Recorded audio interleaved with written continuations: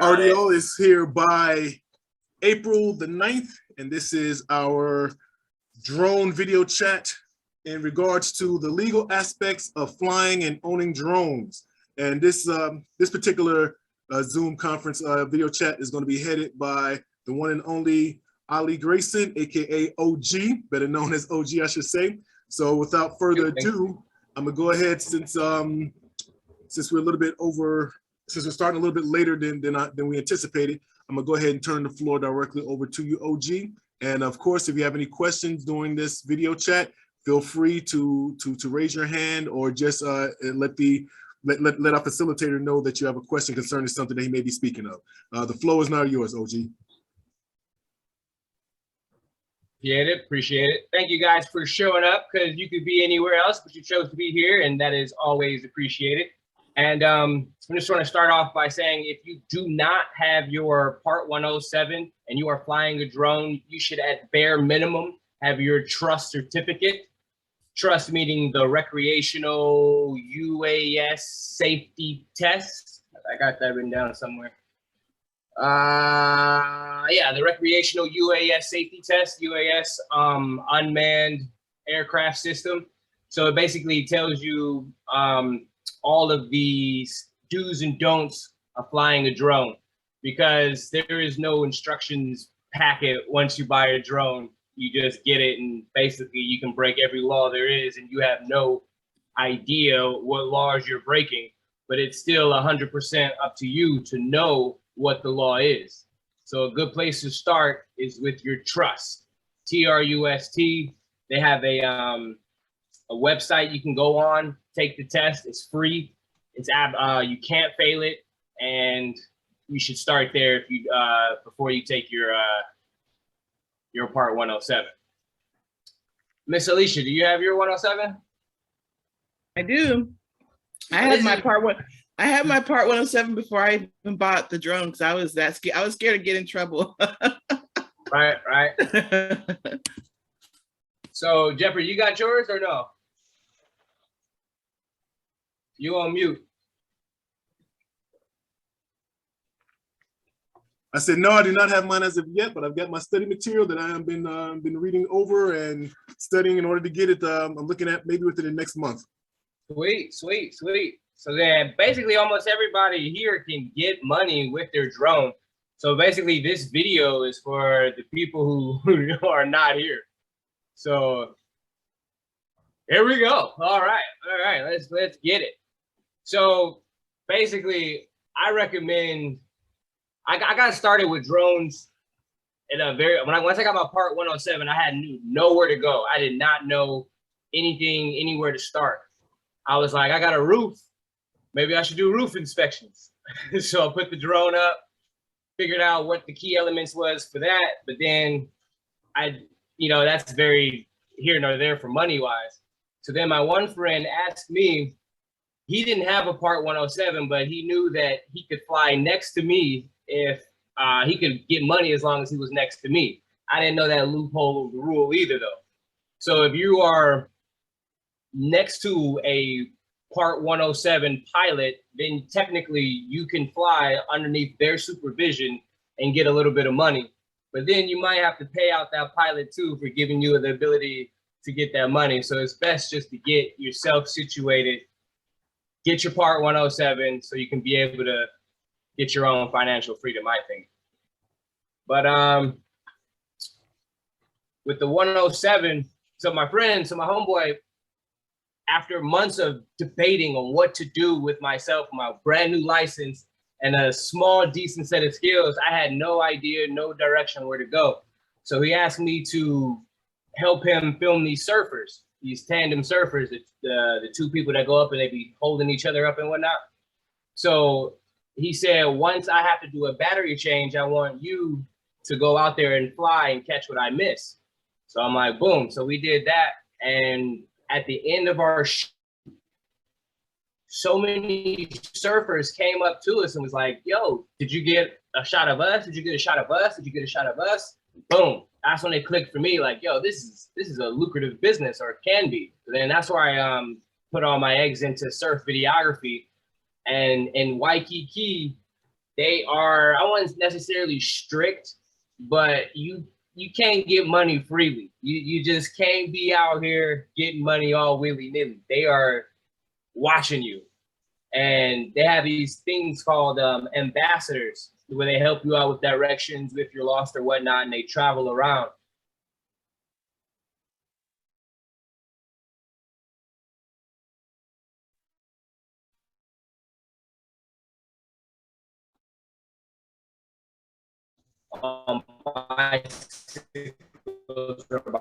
That knowledge, I knew I had to. I was already in the good spot because I had my my Part 107, so I wasn't really worried about those guys. Sure enough, first day out there, I get a tap on my shoulder while I'm flying. You know, you're never supposed to touch the pilot. Anyway, I get a tap on my shoulder like, "Oh, do you have a license? This, that, and the other." I'm like, "Yes, I do." Blah blah blah. And long story short, no one messes with me, and I get a lot of stories about people being told to bring their drone in because they don't have at least a bare minimum trust certificate. So I highly recommend that if you're going to be. But see, I'm also in a high tourist area too. Like if you're in like Montana somewhere with not a lot of people coming around, then you might not be messed with as much. But I'm in a high traffic tourist area, and there's a lot of people around, so they're just looking out for safety. So when you're in a highly populated area, it's best to have all your P's and Q's in a row, because they will. Someone's watching you. If you don't see them, they see you. Someone's always watching you. And what are those ducks in a row? Just like a car: license, insurance, registration. I had no idea about insurance. Like I didn't even know about insurance until I started messing with a construction company, and they needed a $5 million policy, and I'm like, well, shit, where do you even start that? You know, like I don't even know. So that got me on the hunt to do some insurance research. And I think for the amount of drones which I have, which is 5, all doing different jobs and different things, I go through Skywatch IO, and I pay $82 a month for all 5 drones. And if anything happens, I pay a 14% deductible on whatever drone, or how much ever that drone was. So I think my Mavic Air 2S, that was basically $1,300. If something happens with that, I pay $160, you know, and I get a brand new drone. Only thing I have to do is provide my FAA registration number and my proof of purchase, and that's it. And I have what you call hull insurance, and with hull insurance, that takes care of the drone damage. So you can get property damage, hull damage, and just basically, I forget the word, just basically insurance. But it doesn't cover you, it covers the people that you run into. For instance, you have a drone, it loses signal, falls out of the air, falls into a Corvette with the top off. The Corvette smashes into a Lamborghini. The Lamborghini smashes into a bus. A lot of people get in trouble, get hurt, but that insurance just covers them, doesn't cover you. So you always want to cover your ass just in case stuff like that happens, something unforeseen. Like who knew that you was going to lose signal over, you know, you wasn't even over the road, but the wind blew it after it was falling, and it lands in the Corvette, and the Corvette hits something else. So these things you cannot plan, but insurance plans that for you. So I highly, highly, highly recommend getting insurance, no matter what, before you even fly. Like most drones are about $500. I don't know a single photographer that would throw their $500 camera in the air, not a single one. So if you're flying your drone, get some insurance, because you'd rather pay that 14% deductible than 100% replacement. So that's on that one. Registration. there is only one spot where you can register your drone, and that's FAAdronezone.gov. That's $5. Don't bother with any other place. I've seen places for $7, seen them for $4, seen them for $3, seen them for $10. There's only one place that registers drones, and that is FAAdronezone.gov. If it doesn't say .gov on there, do not do it. It is a scam, I promise you. FAAdronezone.gov, only place to register your drone. If you're registered, the only reason, if you have your Part 107, then you have to register the drone, no matter how much it weighs. So if you have a sub 250 drone and you're flying commercially, that drone has to be registered, and you have to put your registration number somewhere on the body of the drone. That acts like a license plate number. So just in case, you know, that there has to be accountability. We don't know whose drone hit this Corvette. This registration number proves that it was yours. So that's the thinking of that. People say, oh, I won't put mine on there so they can't find me. But if you get caught flying commercially without a registration number, I think it's a $5,000 to $10,000 fine. It's something stupid. I don't know anybody who got hit with it, but it's in black and white, and I just can't remember the amount, but it's something stupid. Now, if you don't have a Part 107, the only drone you need to register is a drone over 250 grams. Now, if you have a Mavic Mini, that's 249 grams. But if you put a light, landing gear, maybe some propellers that are not stock, anything else other than what it is, then you have to register it, because at the takeoff weight must be 249 grams. So anything you put on is over the limit. So you have to register the drone, just to keep that into in your mind.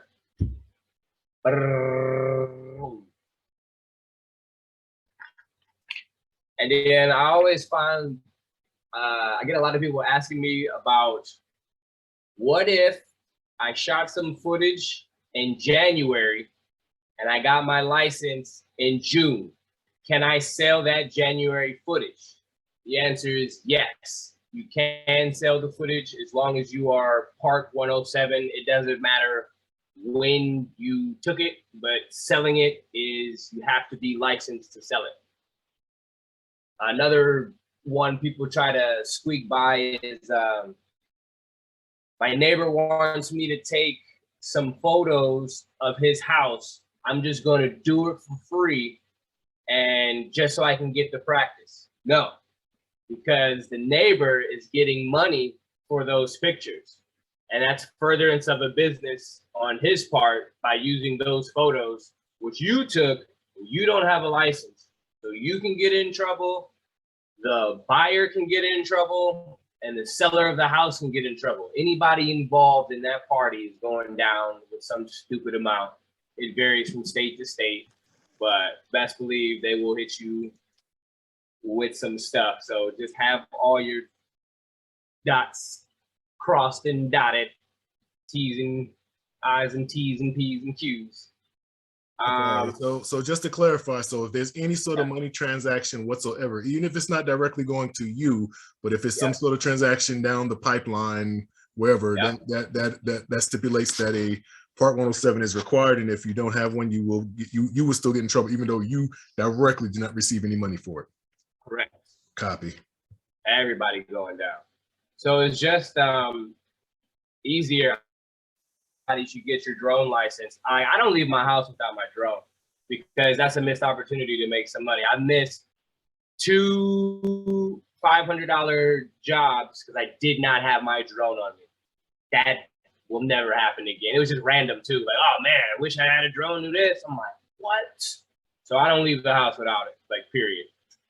So, and then no one's ever really, except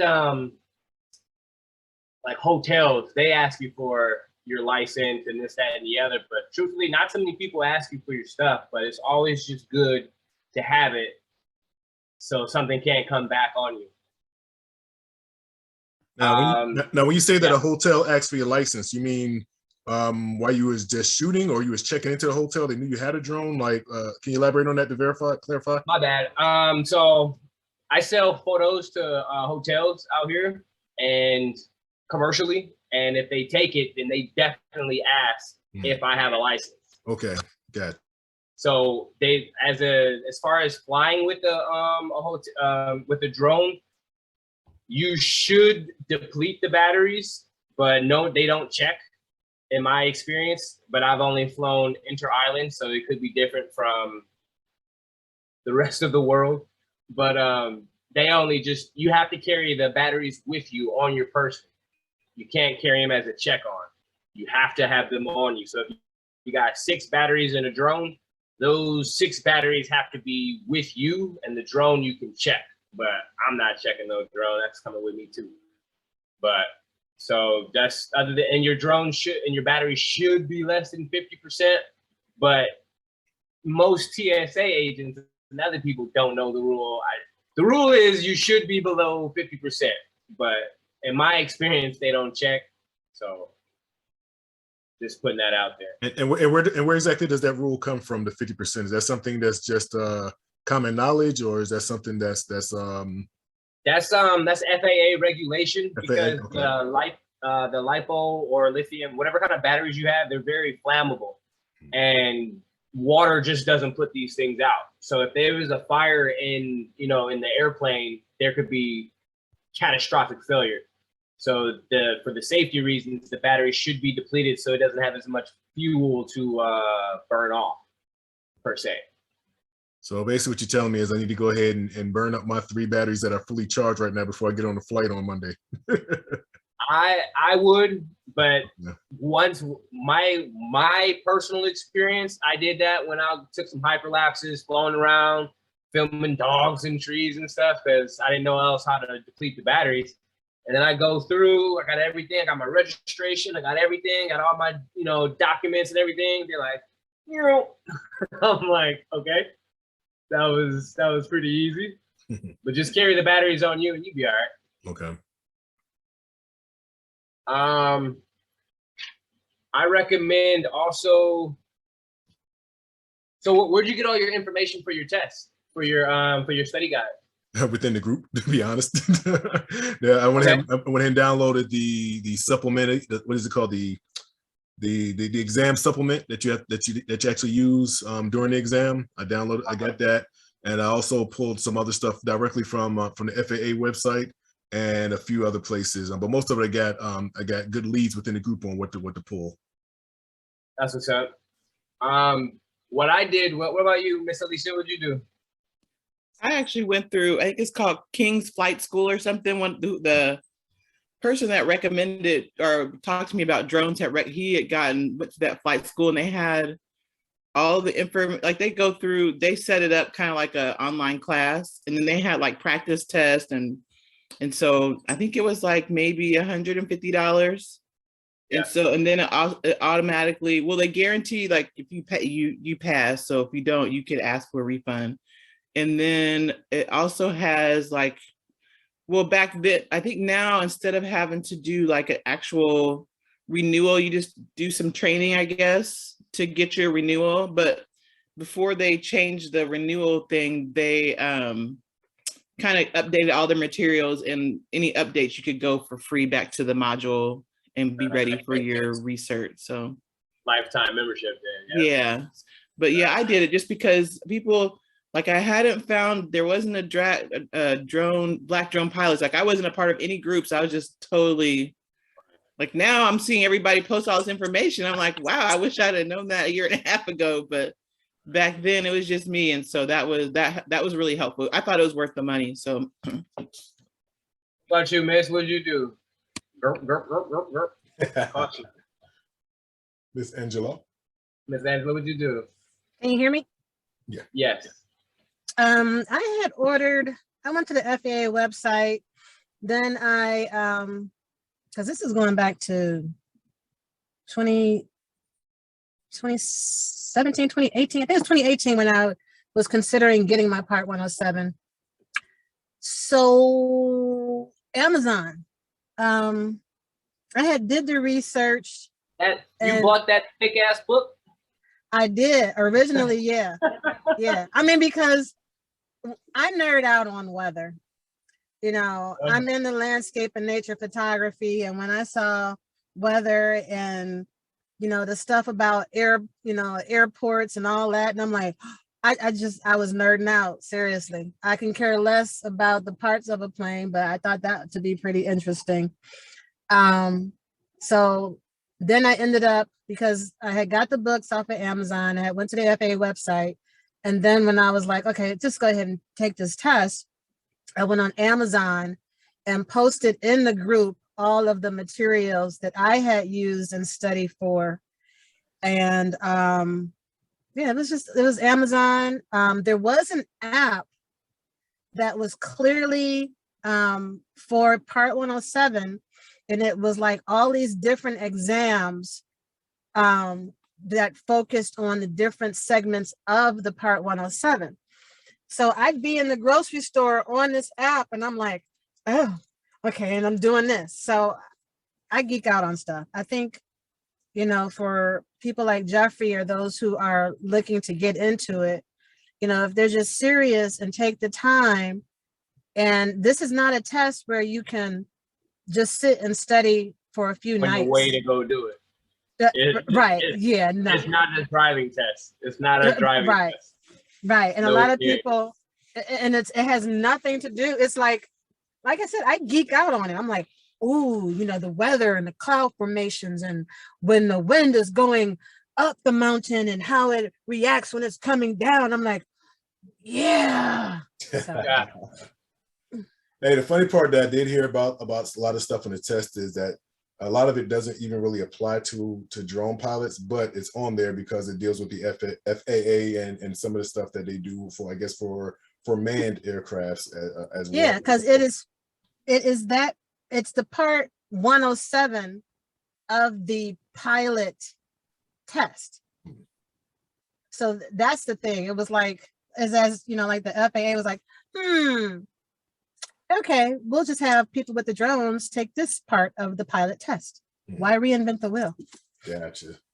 So, I mean, it's also because we're as a remote pilot, we are the lowest on the totem pole, so to speak, and we have to give way to manned aircraft.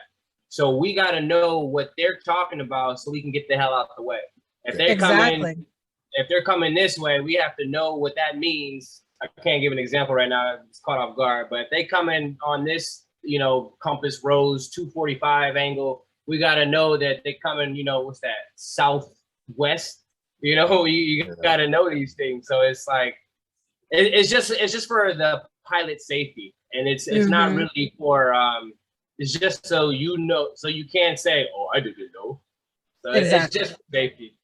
It's all for You're not going to drive a car and you're like, oh, I had no idea that the red light at the stop sign means stop. I mean, I've been driving without a license since I was 12. You know, it's just, people need to know. You can't play that. You can't ask forgiveness. You just reminded me of a Dave Chappelle skit when he said his white friend was driving and the cop put him over and he said, he simply told him, oh, I didn't know I could do that.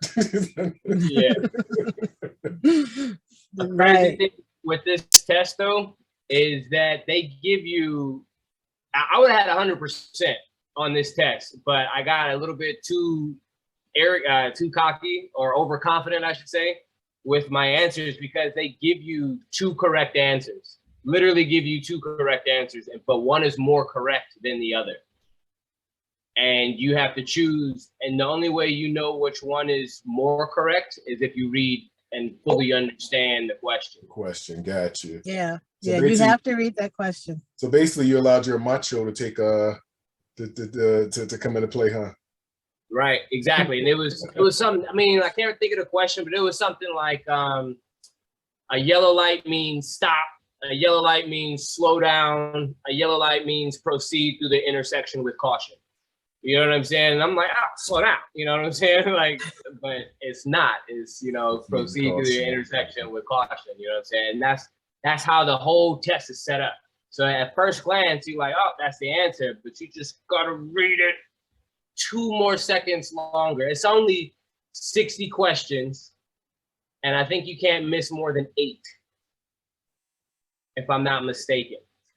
Yeah, I think, yeah. 8 or 6. I can't remember. You shouldn't miss any. But yeah, you shouldn't miss any. The thing is, I think it's 8 actually. Gotcha. Okay. So you basically were shooting for your 100, huh?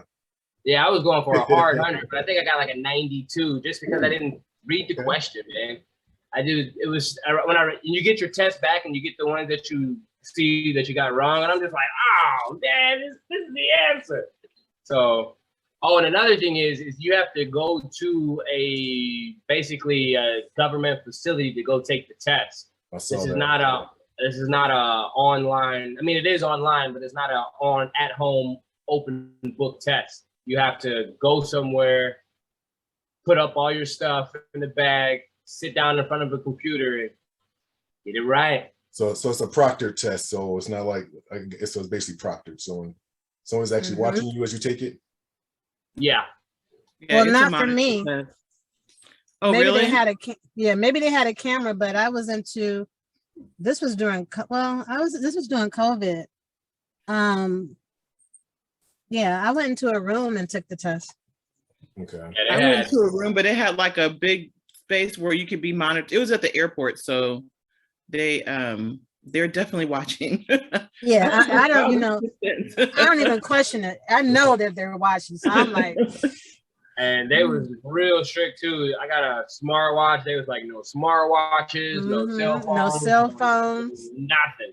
I'm like, do people really be cheating in here? They're like, yes. I'm like, wow, so. Well, I have a question about the night flying. So I think after I got my Part 107, so before you couldn't fly at night, but after I got it, I guess it was earlier this year or mid last year, with the night flying, how do you have to retake the test, or how do you get the night flying part of your license, or is it automatically because you already have your drone license? When did you?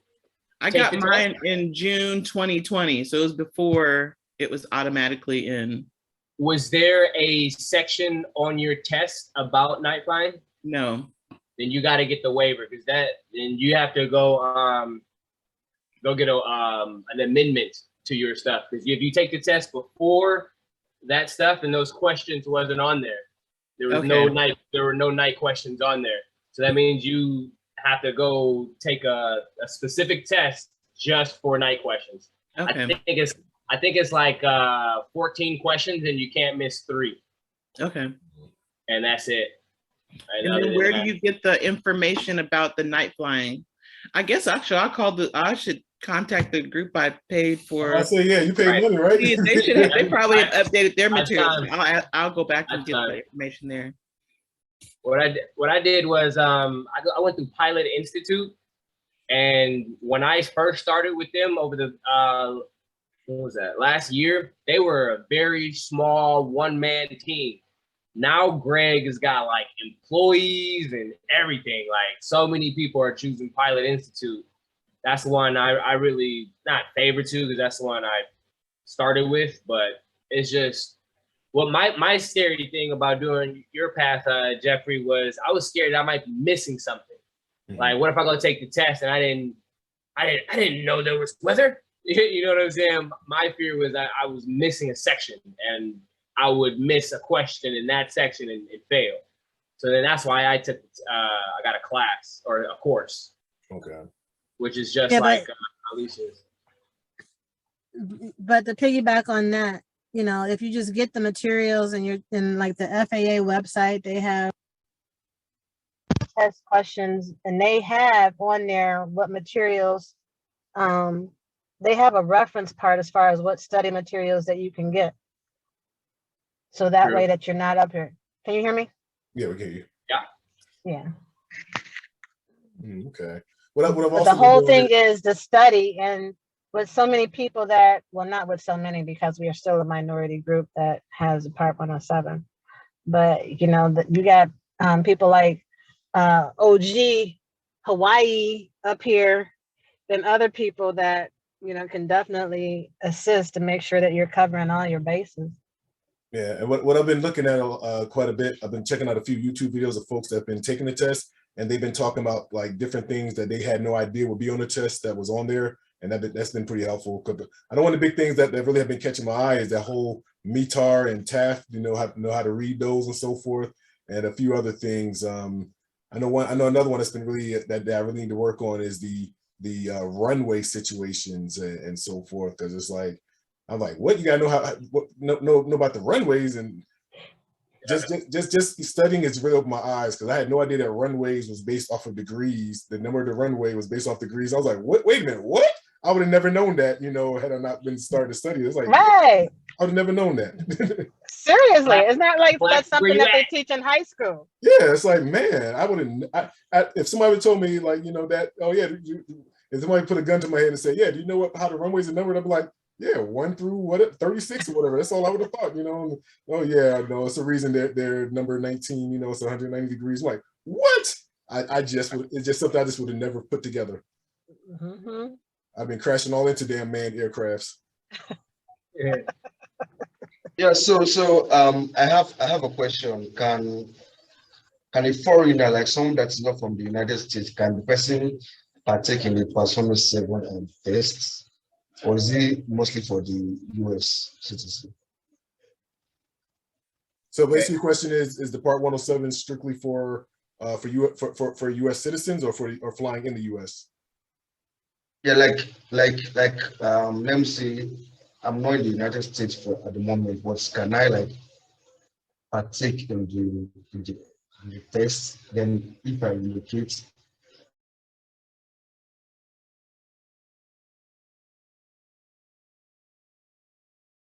Am I the only one that's frozen?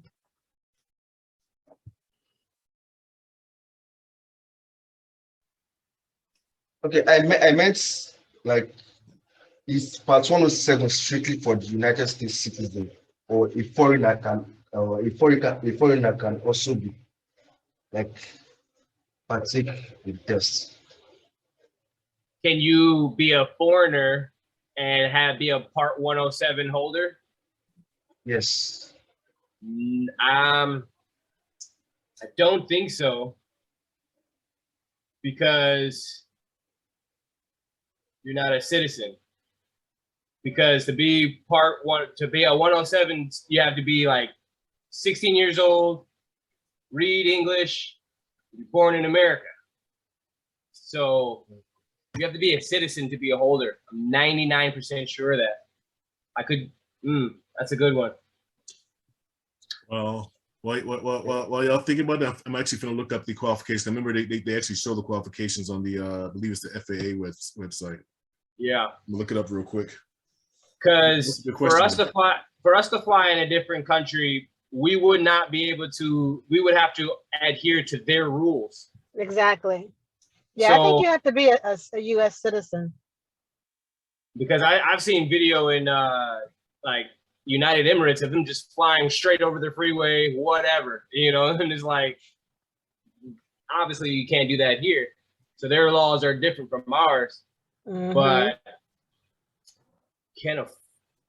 and the thing is, if you're not a U.S. citizen, yeah, because you have to sit for the test. You have to take the test at a regulated facility. But if you're in town for a month, you say, you can still make that happen.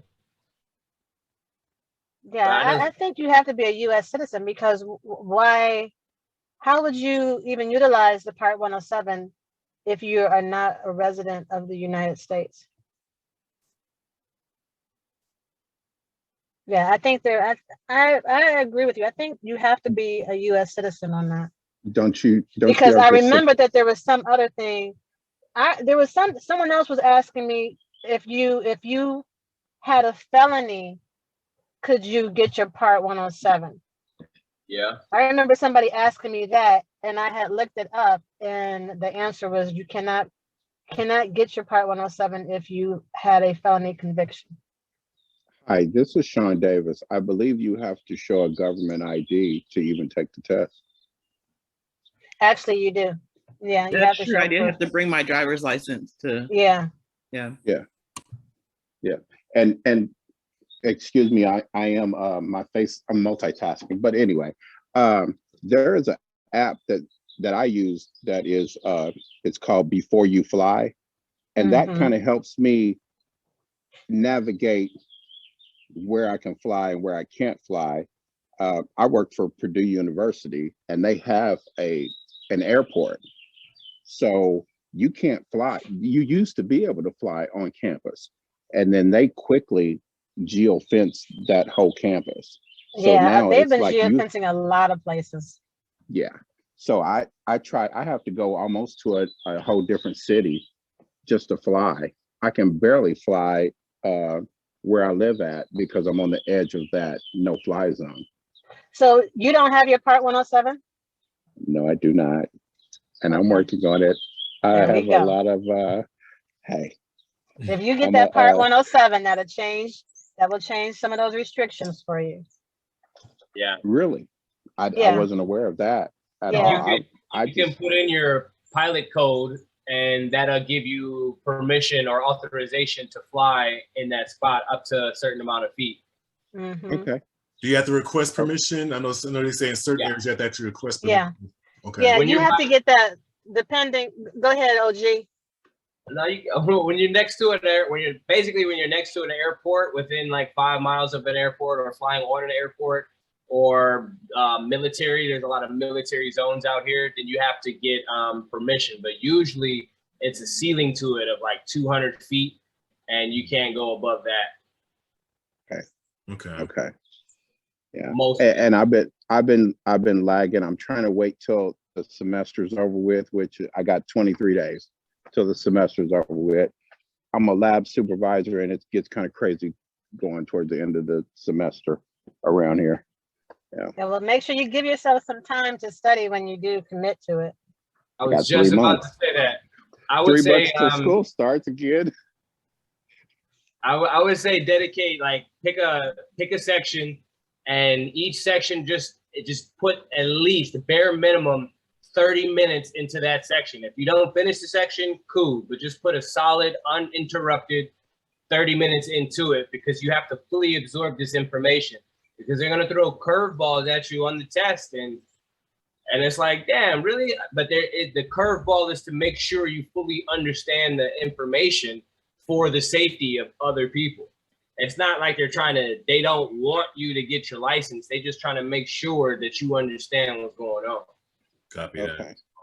Okay. Hey, just real quick, got back onto the FFA certified, even on the FFA website. To become an FAA certified drone pilot by passing the knowledge test, to be eligible to get your remote pilot certificate, you must be at least 16 years old, able to read, write, speak, and understand English, be in physical and mental condition to safely fly a UAS. And that's all they got listed as far as for eligible to get the remote pilot certificate on the FAA. I know it's more because you still got to have an actual government ID when you go to take the certification test. So Passport, though. Oh, passport. Yeah, that would be that may suffice. Yeah, that's a passport. So Yeah. I mean, so if you think about it, like, Yeah, but also, I'm sorry, OG. But even before that, before you register to take the Part 107, you have to create a profile. I cannot think of the site, one of the FAA sites. Want to get the FTN? Yes. And I thought, if I can remember correctly, it's been a minute because I don't even remember what I wore yesterday. LG probably may remember. But there was requirements in order for you to fill out information to get that number. Hold on, I'm going to go to it right now. Check that out, because a mailing address, a physical mailing address. Yeah, so there was requirements that you had to get that number first before you were able to register to take the Part 107. Yep, got to create your FFA tracking number to schedule the exam. And when you verify your eligibility, when you go to the site,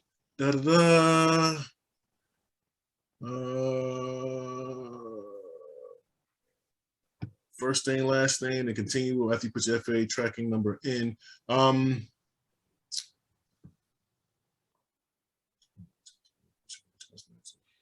So I guess you go through the IACRA website. Yeah, I think that's it. For creating your IACRA. to create your tracking number. So let me go there and see what all they're asking for in order to. I don't remember what they asked because I created mine. I can't remember what they asked for. Yeah, it was a year ago for me as well. What did they ask? Register. Oh, here we go. Register. Yeah, man. I think you just need your passport. Take your test and come make some money in the U.S., bro. Yeah, especially with the videos that I've been seeing you doing. I mean, but that's where I live at, though. Depending on where you, I mean, it's not too much surfing, Tennessee, or somewhere else. From what it looks like, all they're asking about is they don't ask for the address. It looks like email address, date of birth, first name, middle name, last name. You do a couple of security questions that in order, I guess, in case you lose your login, and you create your unique IACRA login name and password, and then click register. Yeah, Good to go. it doesn't seem like it asks for any address information and stuff like that. That's what's up. I did not know that one. That was a good question. Yeah, yeah, yeah. Because I don't remember putting the address. I'm not saying that I didn't. I just don't recall having to do that. And that was only like a few weeks ago, like maybe a month or two ago. I did it. Yeah. Well, that's what's up. So that's some good information. You definitely know. I bet you that's now for us to go.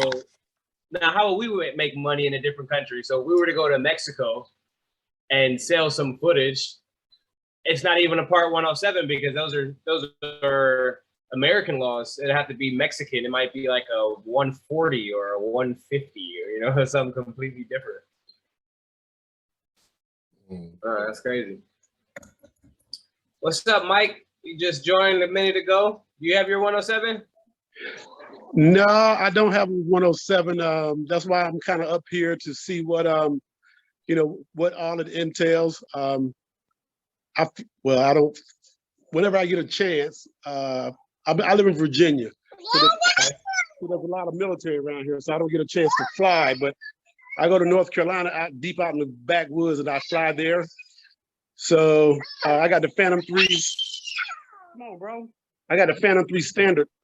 So like I'm up here just trying to see what you guys are talking about because I'm interested in getting my 107 because I'm a professional photographer and I want to add the drone. For sure. What do you shoot now? What kind of photography do you shoot? I shoot it all. Long as come on, man. You put me watching TV. As long as they're paying the money, and I'm shooting at weddings, high school, senior portraits. I do events where I print on the spot. So that's where it's at. Yeah. Yeah, me and my wife and my two kids. I mean, we make it happen. So it was her idea, my wife's idea. She said, "Why don't you just get a drone and make that part of the business?" So I went out and bought one, but like I said, I fly probably once a month out in the country. I mean, like I said, I'm in North Carolina, backwoods, no airplanes, no nothing. So I pretty much do my thing. Let it fly as far as it'll go. See if it's gonna come back to me. Yeah. I know I'm supposed to stay below 400, but I might hit 405, 410. Yeah. Nobody's out there, so yeah. I just want to see what you guys are talking about to really get an understanding of what I need to do to get that 107 and a couple of questions you guys already answered. So, but like I said, I'm just here to get some background on that 107. Well, quick thing I heard is that you can fly over 400 feet if you're flying over an object, like over a tree or whatever. Like say you have you're at ground level and then there's a building up a hill. Mm-hmm. And if you fly over that building, then that'll put you over 400 feet. But as long as you're over 400 feet to the nearest object to you, you're good. But Okay. I would, but then you got to worry about once you go past that building, you got to worry about your reception. Right. So you got to keep that in mind too. Exactly.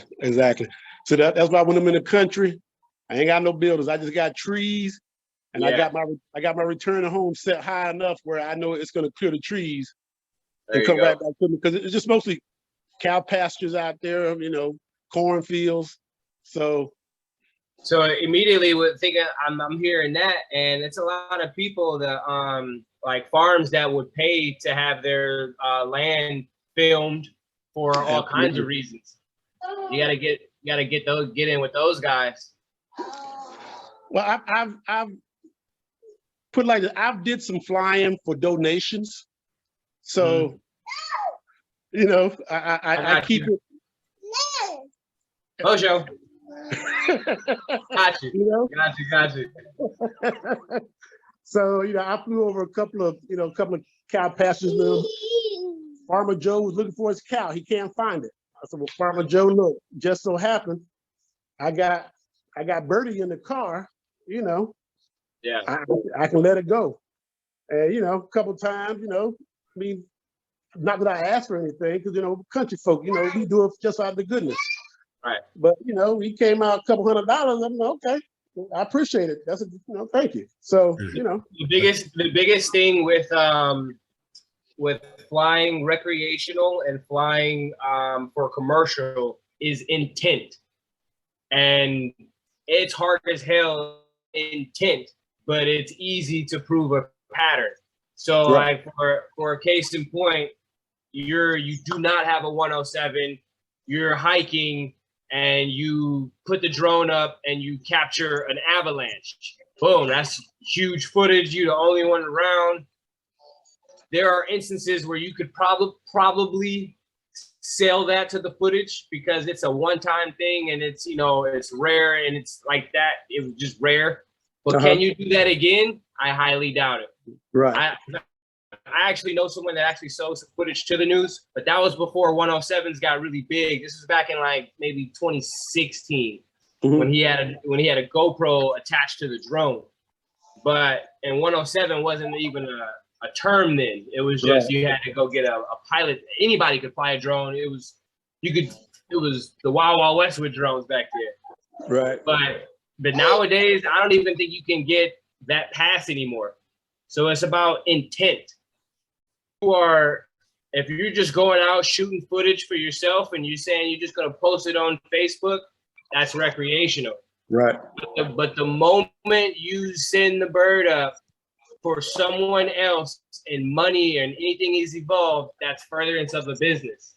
Now, if he came back later with a gratitude of a donation, that's separate, but it cannot be a link.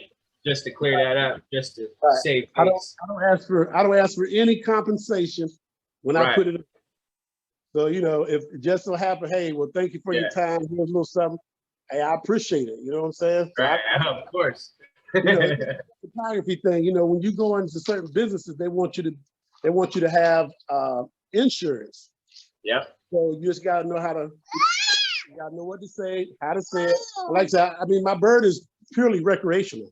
So I don't ask for anything because I'm trying to better myself, flying this thing, So I get what you're coming from. Bojo. Okay. Speaking along those lines, now I have been reading where there's certain instances where if an emergency arises, that you can become exempt from certain provisions of the 107 because of like emergency situations. Can you speak on that for at all, OG? What I know, first off, is we are not supposed to go nowhere near any emergency vehicles. Go the opposite away from them. So if there's an ambulance, there's a fire, there's something else, you do not fly around that situation because their whole creed is they are not supposed to further injure the injured people. Now, if there's a drone hovering, they can't do their job, so to speak, because they don't want to injure people, anything else. And it creates a bad stigma around all drone pilots. If you got your drone hovering over the fire and the people are watching your drone and trying to put out the fire at the same time. You know what I'm saying? So you're not supposed to fly anywhere near any emergency vehicles. But as far as exemptions, the only cases that I know is for like hurricanes, for like drone footage when they're showing the damage of hurricanes, and they got to fly through of a town that's been completely engulfed by water. Then those people, then those drone pilots can be compensated by their insurance companies because they can't send enough auditors out to every house, put somebody on the roof to assess the whole situation. So they have paid 4 or 5 drone pilots to go out, canvas, blanket the area, and then the auditors will review the footage, then pay the drone pilots. But in today's day and age, that's going away because more and more people are becoming certified and doing their thing, getting the proper shit. The game is becoming not becoming saturated, but it's becoming easier to get a part of it.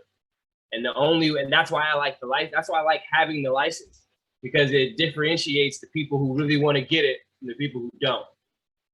And I actually love it. So, and that's the only instances I know that people, non-107 people, have been exempt. That's the only case that I know personally. Other than that, I've never heard of it. Okay. Yeah, because I've been reading through some study material, and as I'm reading, it says like, but it never, I don't recall it ever giving any like specific, circumstances, but always says like in case of an emergency. Oh, search and rescue. There's a couple instances where children have been lost, and they put out an Amber Alert, and then they people with they get all the drones in the neighborhood to go help find the children. There's no compensation involved in that, but then they're just working alongside police force or law enforcement. So I actually have heard of that, but okay, there was no money involved. Okay. Okay. Yeah. So like I said, I've been reading it. I was just curious, if you knew any particulars of that. But that clarifies it a lot better for me. I cleared up all my notes. But yeah, I hit all my major points. Does anybody have any questions? Well, I just wanted to say you also want to check your state laws. I'm in Missouri, and our Congress is trying to change, are trying to actually have their own drone laws, and that one of them I know they're working on now, I'm not sure where it's at, is that you can't film people's personal property. And so there's kind of a debate on what does that mean. Like if you're flying for, let's say you're flying for a commercial job and you capture someone's house or someone's person, is that what they're talking about? But I would definitely encourage you to, there's different state laws regarding drones. So even though you have your Part 107, that knowledge, check your state laws. Or even, I think here, even at certain parks, like we have conservation agencies, so you may not see the restriction on your, before you fly or any of that, but that organization has a restriction of flying over their property. So you want to check other things besides just the FAA laws. Gotcha. And a nice little loophole to that is there's a lot of national parks out here that you can't fly a drone in, but the rule states that you are not allowed to land or launch a drone inside state parks.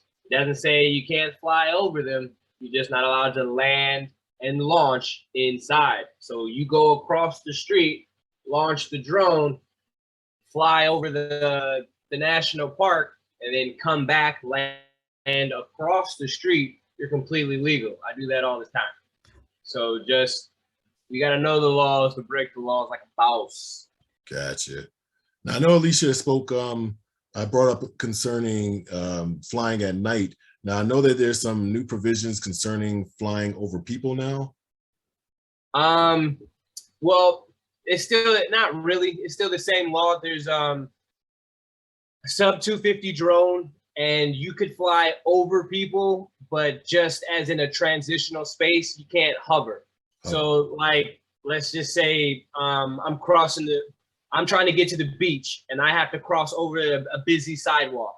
I can fly over the sidewalk, but can I fly down the sidewalk and hover over the people, no, you cannot. That you still can't do that.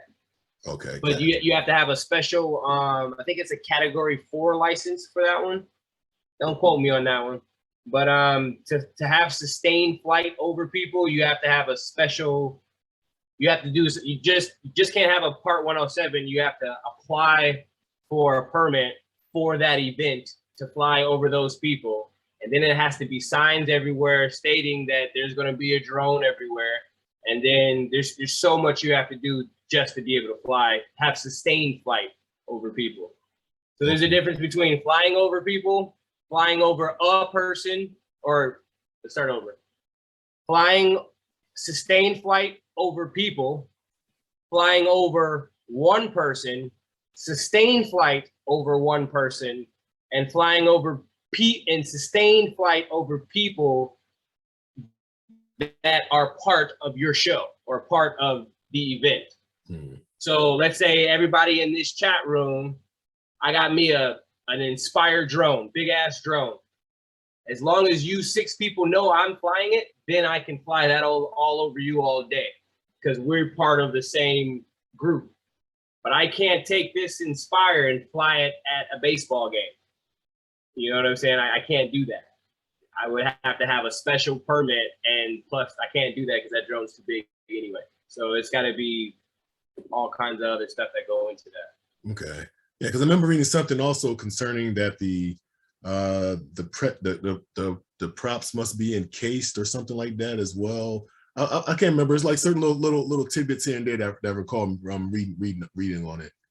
So that's what I was talking about earlier with the 249 gram drone. So that drone, the Mavic Mini, is 249 grams. You put those prop guards on. Oh, I have a sub 250 drone. I can fly this over people. Wrong. Those prop guards have weight to it. So once you have that added weight to it, you have a above 250 drone, and now you have to get all kind of other legal certifications to fly that over people. Gotcha. So basically, there's no flying over people unless everybody in the shot is okay with it. Gotcha. Okay. And that's why I don't film all day long. I would make so much more money if I was to film surfers in the afternoon, but the waters just get too crowded. And one, it's not very cinematic when it's a lot of people on the wave. And 2, it's just too many people to fly over. And it's so many people in the water that it would be or could be considered sustained flight because there's so many people.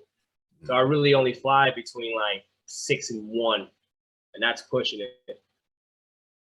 Okay. And then also, take my words with a grain of salt, do everything legal, but there is a difference between flying live and then edited video. Like when you're flying live and you're flying over people and this, that, and the other, you can get so much. I've seen so many more drone pilots get in trouble from their live flights rather than their edited flights, because it's hard to prove when this was taken and when this was done and how this was done when you have an edited component in there. But when you're flying live, you have to be on your P's and Q's because everything's documented. It's like people committing a crime on Facebook Live or something with a gun. You know what I'm saying? It's like dumb ass. You know what I'm saying? So if you're flying live on YouTube, make sure you are 1000% legal, because you're gonna have some hater like saying, "Oh, he did this at the 120-minute mark. Get him, FAA," and FAA is gonna have no choice but to comply.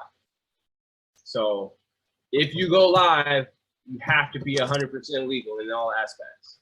I recommend it. Now, when you say live, you mean actually flying the drone and doing a live feed from the drone? Yeah. Okay. Also, your Mavic 2s, your Mavic Mini 2 and Air 2S, you can do direct live streaming to those. Oh, I didn't even know that. Okay. Yeah. direct live streaming. And there's been so many people, I forgot his name. He was in Philadelphia. This guy was doing this stupid shit, and he got off easy, but he almost had to pay like $100,000 fine. Ooh. But it was just to scare him. But he was doing the most, flying over bridges, doing all kinds of stuff that you shouldn't be doing, over traffic, over people. And you can't say that it wasn't him or anything because it was all live and connected to his account, IP address. Got to be more careful. Right. It's got to be smart. Yeah.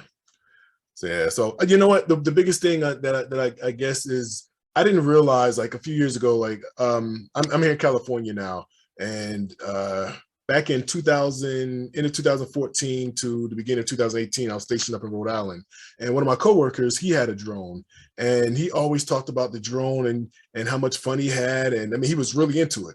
And at the time, I'll be honest, it really didn't interest me, you know, but we would take different photos, and he would get permission from the base in order to take, you know, like take photos of our, you know, of different little events that we would have there and so forth. And then he kept mentioning about, you know, about having a drone license. And I was like, a drone license?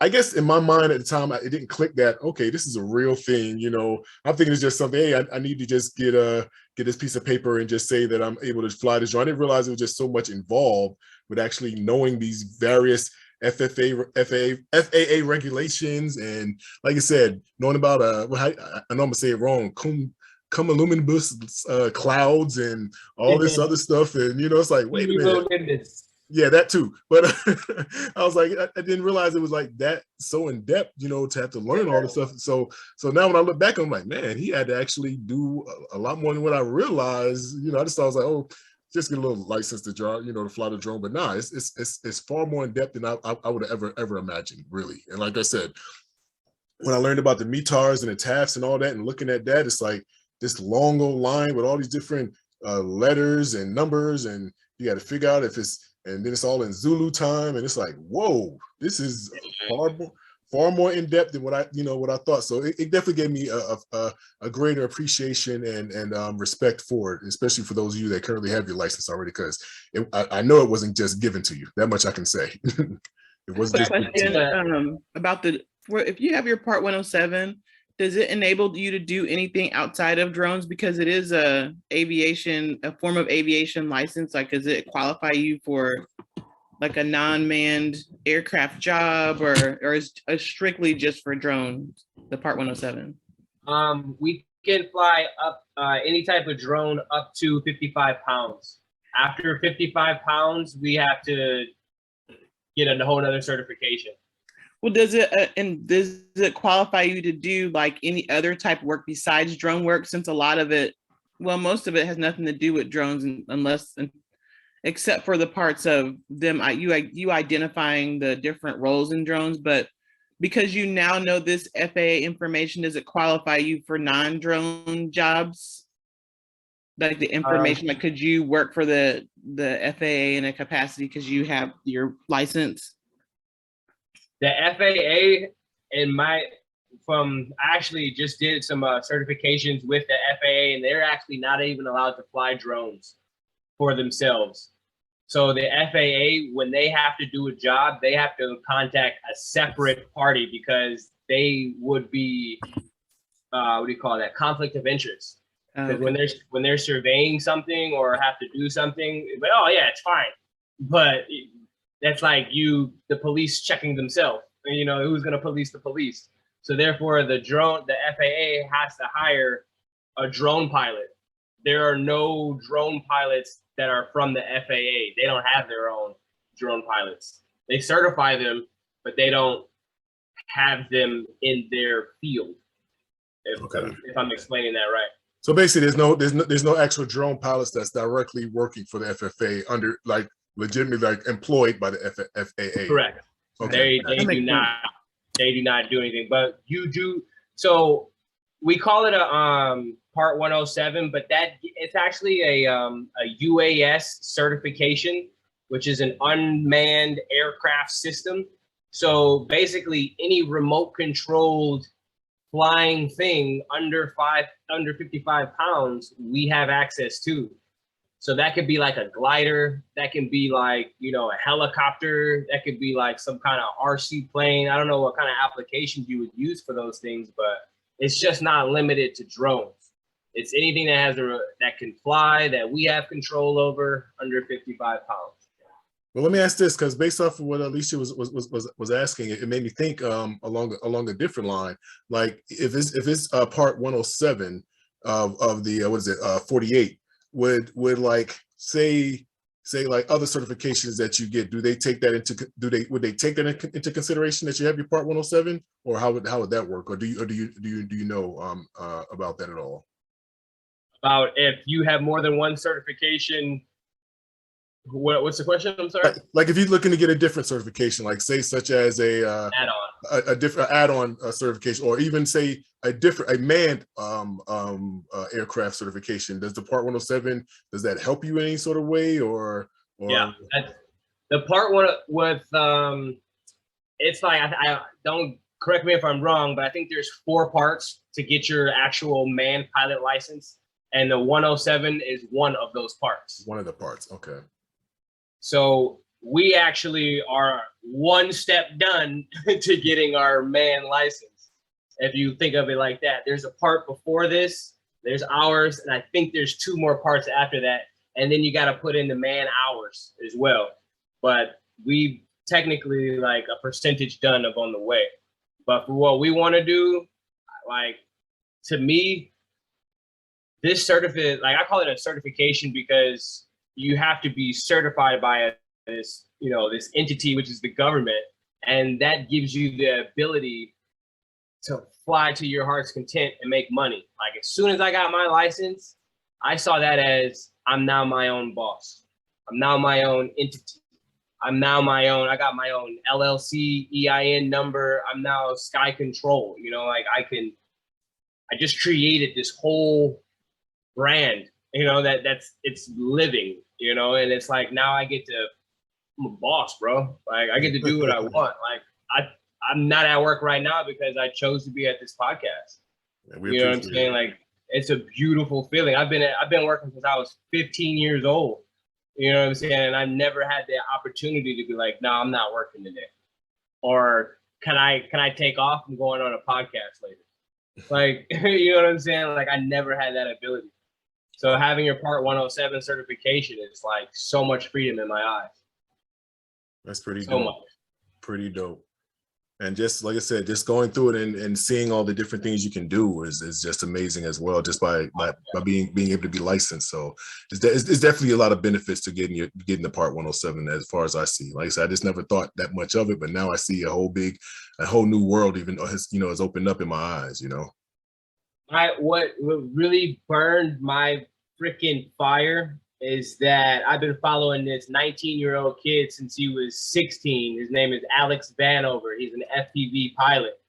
And he is the main, it was 2 pilots, but he was the main one. That's my favorite guy I've been watching.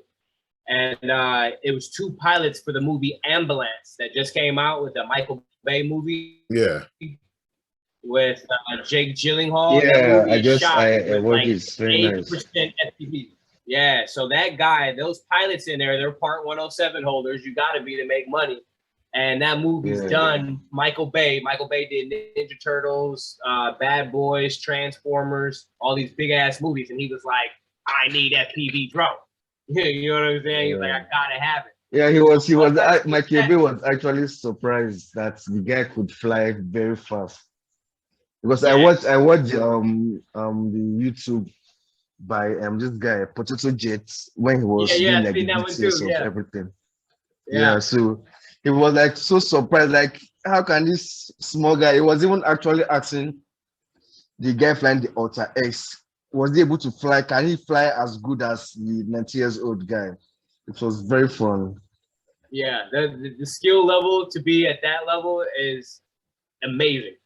So that's personally where I'm trying to get to. I'm trying to get to that level. That's on my to-do list. But that's all I got. If anybody got any questions, you can spit them, but that's all the knowledge that I possess. Let me get a quick question in right quick. Is there any specific 107 testing material that you guys recommend more so than any other testing material? I personally recommend taking a course. One, because they're gonna, if there's any updated information, most likely that course, if you have a lifetime membership, they're gonna update that information and you'll have access to it. Also, when you do your certification, it's easier just to review the certification parts rather than the whole thing over again. And they have most courses have a certification course. So I recommend spending the money, get you a course under $160 and just do the course. Okay. That's my recommendation. Cool. So I want to plug in a commercial. Ashley, she is one of the BDP's admin. She offers Part 107 courses, and she has some courses posted in the group.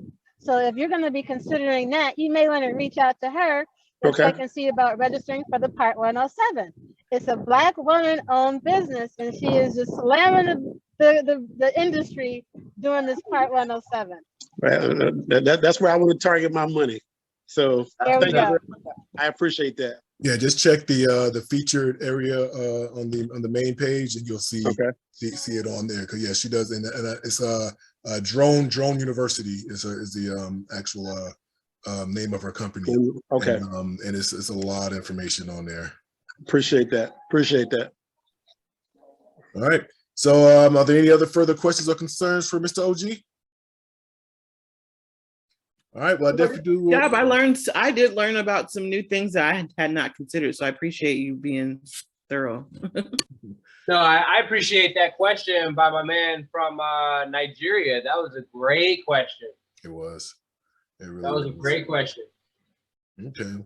Well, we definitely do appreciate your time and efforts in this because, hey, if it was, somebody had to do it because a lot of questions come up within the group about the Part 107 and about the legal aspects of flying drones, and most people don't think about that because I've been looking at, like you said, someone was threatened with $100,000 fine. I mean, I know I ain't got $100,000 sitting around to just be hey, I ask them if they have a layaway plan or payment installments, but most of us don't have that kind of money just laying around. So that's something that's very important because some folks, since drones are getting more and more attention and a lot more folks are getting into them, it's good to know, that there's legal aspects involved, that you just can't just get a drone and start flying and thinking everything's going to be okay and not follow, the law, the rules of the land. So this is very important. I do want to say thank you, OG, for your time and efforts in this. And if everyone will please join me in thanking OG because, hey, we definitely do appreciate that, bro. Thank you so much, man.